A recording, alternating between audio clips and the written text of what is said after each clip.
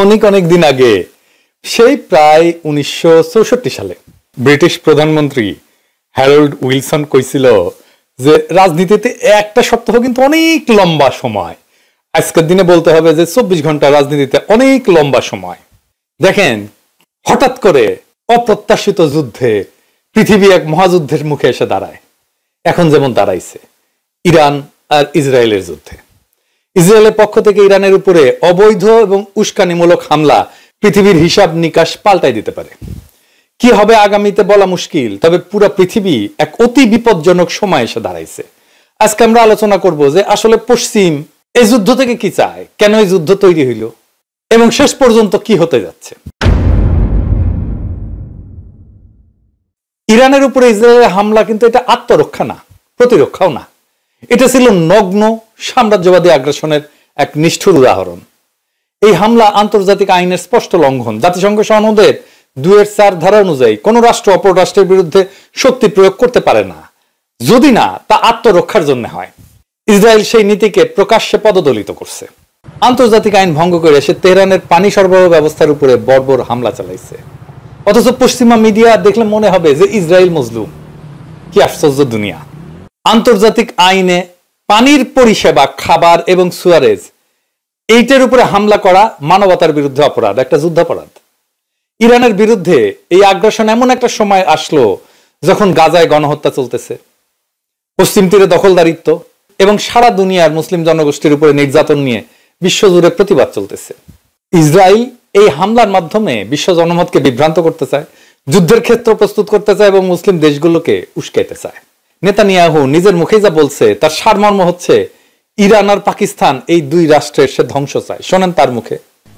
Mission that we have is to prevent a militant Islamic regime from meeting up with nuclear weapons or from nuclear weapons meeting up with a militant Islamic regime. The first is called Iran, the second is called Pakistan, because if these radical regimes have nuclear weapons, they will not obey the rules that have been obeyed in the last almost 7 decades. কারণ কি? কারণ একটা রাষ্ট্রে পারমাণবিক শক্তি আছে আর একটা রাষ্ট্র পারমাণবিক শক্তি অর্জন করতে যাচ্ছে বলে তাদের অভিযোগ। ইতিহাসের কি নির্মম পরিহাস, যে জনগোষ্ঠীকে দ্বিতীয় বিশ্বযুদ্ধের সময় নির্মম নির্যাতনের শিকার হইতে হয়েছিল, সেই জনগোষ্ঠীর হাত থেকে আজকে মধ্যপ্রাচ্যের মজলুমদেরকে বাঁচাইতে হইতেছে। ইতিহাসের এক সময়ের বাস্তবতা দিয়ে আর এক সময়ের কর্তব্য নির্ধারণ করা যায় না। যে আওয়ামী লীগের নেতৃত্বে দেখেন বাংলাদেশের স্বাধীনতার লড়াই হইল, সেই আওয়ামী লীগ পাক বাহিনীর মতো ঝাঁপায় পড়লো, দেশের মানুষের বিরুদ্ধে যুদ্ধ ঘোষণা করলো। দেশের মানুষ এক হইয়া তারে উৎখাত করে দিল, বাংলার জমিন থেকে উৎখাত করে দিল যেভাবে পাক বাহিনীকে করছিল। ইরানে ইসরায়েলের হামলা শুধুমাত্র সামরিক অভিযান না, বরং এটা একটা ভূ রাজনৈতিক স্টেটমেন্ট। এই হামলা যেন আরব বসন্তের শেষ বছরাই গোলাপ। কিভাবে একটু খুলে বলি। আমরা সবাই বুঝতে পারতেছি যে হামলার পেছনে পশ্চিমা সাম্রাজ্যবাদী নীতির একটা ছায়া আছে। নেতানিয়াহু আমেরিকার জনগণের সাহায্য চাওয়ার সময় বলছে ট্রাম্পের সাথে সবকিছু সমন্বয় করেই হইতেছে। দেখেন, ইরানের পতিত স্বৈর শাসকের ছেলে বলছে ইরানে ক্ষমতার পালাবদল হইতে পারে।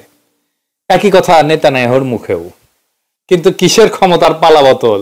বরং ইসরায়েল এই লড়াইয়ে পরাজিত হয়েছে। হ্যাঁ হয়েছে, প্রথম মিসাইল ছোড়া থেকেই পরাজিত হয়েছে। এটা আমার কথা না, এটা ইসরায়েলি পত্রিকা কথা।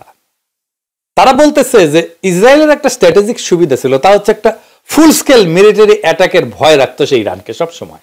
ইরান আলোচনার টেবিলে নেগোশিয়েট করে নিত একটা যুদ্ধ এড়ানোর জন্য।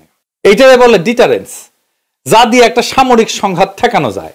ইসরায়েলের ডিটারেন্স ছিল আমি অ্যাটাক করে শেষ করে দেবো, এটাই ছিল তার ডিটারেন্স। কিন্তু আপনি যখন এটা ইউজ করে ফেলেন আর প্রতিপক্ষকে একেবারে হুতায় দিতে না পারেন, তাইলে আপনি পরাজিত।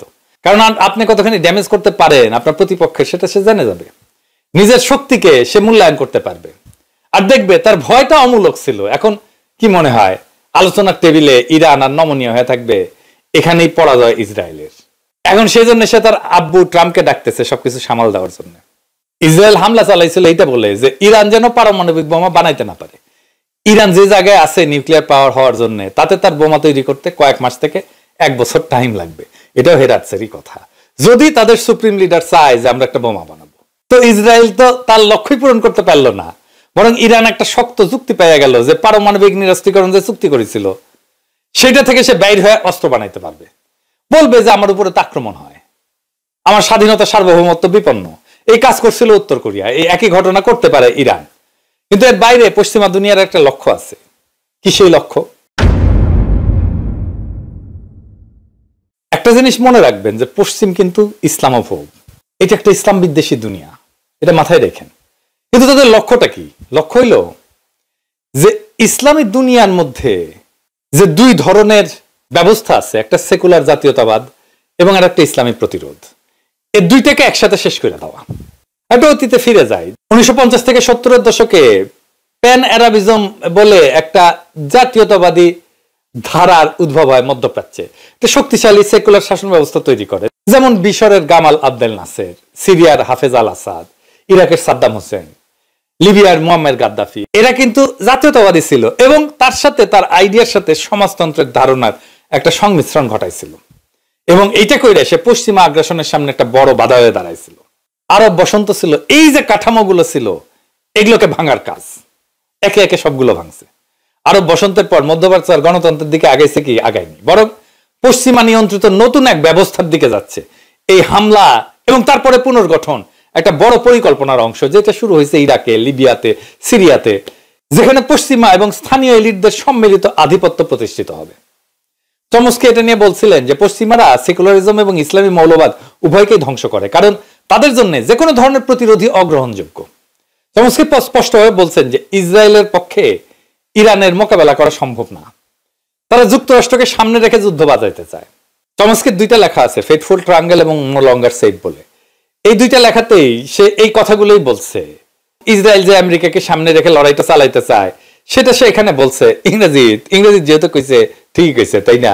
চমস্কি আবার বলছে যে সৌদি আরবে পশ্চিমা দুনিয়ায় যেই ধরনের ইসলামের সাথে মোকাবেলা করতে হয় তার সাথে কিন্তু কোনো দ্বন্দ্ব নাই, কারণ সেখানকার ইসলামকে তারা নিয়ন্ত্রণ করতে পারে। কিন্তু সমস্যাটা তখনই তৈরি হয় যখন কোন দেশ তাদের বিরুদ্ধে, পশ্চিমের বিরুদ্ধে প্রতিরোধ গড়ে তোলে, তখন তারা সেকুলার বা ইসলামী উভয় প্রতিরোধকেই নিশ্চিহ্ন করার চেষ্টা করে। এটাই হইতেছে তাদের নতুন ব্যবস্থা। তারা একদিকে বলে আমরা ইসলামী মৌলবাদের বিরুদ্ধে যুদ্ধ করতে, ওরা তো ইসলামী সেকুলারদেরও পছন্দ করে না, তাদেরকে হুতায় দেয়। এবং তাহলে এই নতুন ব্যবস্থাটা কিভাবে কাজ করে? 5 ভাবে কাজ করে। 1 নম্বর হইতেছে আইন এবং দখলের মাধ্যমে নিয়ন্ত্রণ। 2 নম্বর হইতেছে অর্থনৈতিক ঋণ এবং বিনিয়োগের মাধ্যমে দেশগুলোকে নিজের নিয়ন্ত্রণে রাখা। 3 নম্বর হইতেছে রাজনৈতিক কাঠামো পরিবর্তন করে তাদের ইচ্ছা মতো পরিচালিত করা যায় এমন সরকার প্রতিষ্ঠা করা। 4 নম্বর হচ্ছে যে মুসলিমদের জীবনকে এমন এক সংঘাতে ফেলে দেওয়া যেখানে তাদের জীবনের মূল্য নাই বললেই চলে। 5 নম্বর হচ্ছে দীর্ঘমেয়াদী সংঘাত এবং বিভক্তি তৈরি করে, যেখানে ইসলাম এবং সেকুলারিজমের দ্বন্দ্ব জিয়ায় রেখে সুবিধা নেওয়া যায়। এই 5 নম্বর ব্যাপারটা কিন্তু ঘটতেছে বাংলাদেশে। এইটা নিয়ে আলাপ করতে হবে আমাদেরকে। আমি এটা নিয়ে আলাপ করব আগামী সপ্তাহগুলোতে, সবগুলো এপিসোডে আমি এই বিষয়টা নিয়ে আরো বিস্তারিত আলাপ করব। বেশ কয়েকটা আলাপ লাগবে। আজকের এই আলোচনাটা শুনে নিশ্চয়ই আপনারা বুঝতে পারতেছেন যে নিজের দেশ এবং জনগণের ভবিষ্যৎ নিয়ে ভাবার সময় আসছে, কারণ এই ব্যবস্থার যুগের সূচনা আমাদের দরজার সামনে এসে দাঁড়াইছে। ফাইনাল কোশ্চেন, যে ইসরায়েলকে এই যুদ্ধে জিতবে? এক কথায়, না, জিতবে না। তার যতই সামরিক ক্ষমতা থাকুক, আপনার লড়াইয়ের বৈধতা থাকতে হয়, আপনার যুদ্ধের বৈধতা থাকতে হয়। এই ইসরায়েলের পক্ষে তথাকথিত পলিটিশিয়ান ছাড়া কোনো মানুষ, কোনো বিবেকবান মানুষ দাঁড়াবে না, দাঁড়াচ্ছে না। শিক্ষক বলেন, কবি বলেন, বুদ্ধিজীবী বলেন, সিভিল সোসাইটি বলেন, ইন্টেলিজেন্সিয়া বলেন, কেউ না।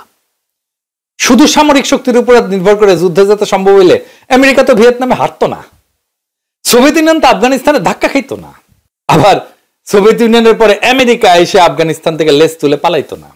এমনকি ইসরায়েল আজকেও আন্তর্জাতিক নিন্দার মুখোমুখি হইতেছে।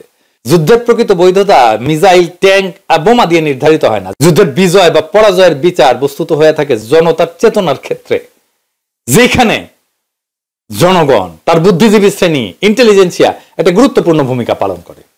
ফরাসি দার্শনিক মিশেল ফুকো তার ক্ষমতার আলোচনায় বলছিলেন যে ক্ষমতা কেবল অস্ত্র দিয়ে না, ক্ষমতা নির্মিত হয় জ্ঞানের মাধ্যমে, ডিসকোর্সের মাধ্যমে, বয়ানের মাধ্যমে। বয়ান তৈরির ক্ষমতাই ক্ষমতা।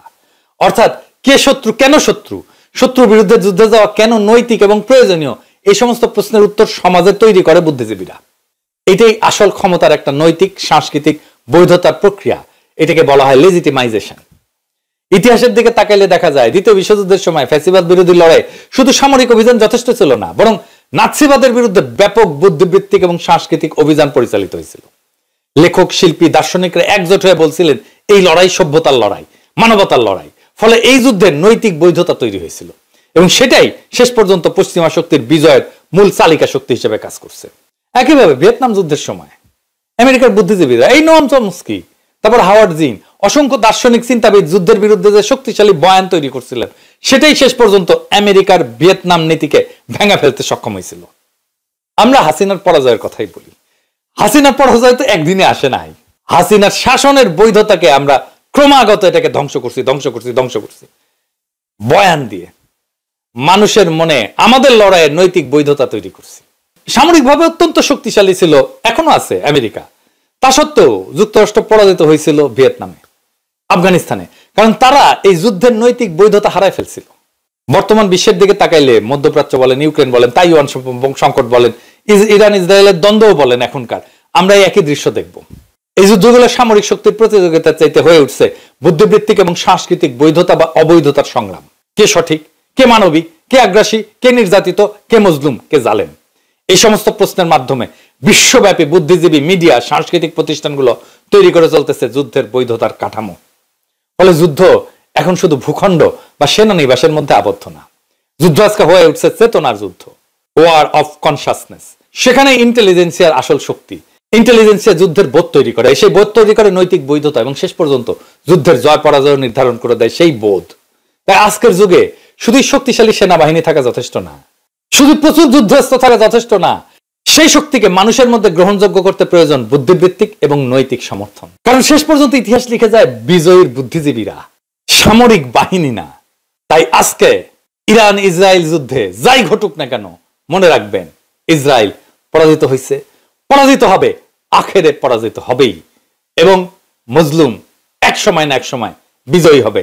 আজকে তারা যতই পিছু হটুক, এটাই ইতিহাস, এটাই পৃথিবীর ইতিহাস। পৃথিবীর ইতিহাস এই দিকে অগ্রসর হচ্ছে এবং আমরা ইতিহাসের সঠিক দিকে আছি। এবং এই লড়াই থেকেই একদিন ফিলিস্তিন মুক্ত হবে, ফিলিস্তিন স্বাধীন হবে। ইনকিলাব জিন্দাবাদ।